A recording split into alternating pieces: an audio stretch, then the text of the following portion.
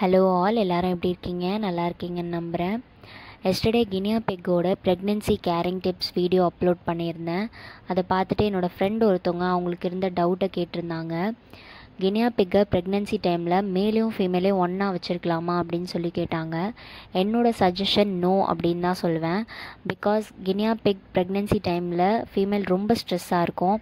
So அந்த டைமில் மேலோட aggression ஃபீமேலை ரொம்பவே அஃபெக்ட் பண்ணும். ஸோ அக்ரெஷன்னால் மேல் அது ரொம்ப தொல்லை பண்ணுறதுக்கான வாய்ப்புகள் இருக்குது. அதே மாதிரி அந்த மாதிரி தொல்லை பண்ணும்போது வயிற்றில் இருக்க பேபிஸ்க்கு இன்ஜுரிஸ் ஏற்படுறதுக்கான வாய்ப்புகள் இருக்கிறதுனால நான் ரெண்டுத்தையுமே தனித்தனியாக தான் வைக்கணும் அப்படின்னு சொல்லுவேன். என்னோடய ஃபார்மில் நான் தனித்தனியாக தான் வச்சுருக்கேன். மேபி உங்களோட ஃபார்மில் நீங்கள் பெரிய செட்டப் கினியா பிக்கு கொடுத்துருக்கீங்க, பெரிய ஒரு என்விரான்மெண்ட் க்ரியேட் பண்ண முடியும் உங்களாலனா கண்டிப்பாக நீங்கள் ஒன்றா வைக்கிறதுல ஒரு பிரச்சனையும் கிடையாது ஃப்ரெண்ட்ஸ்.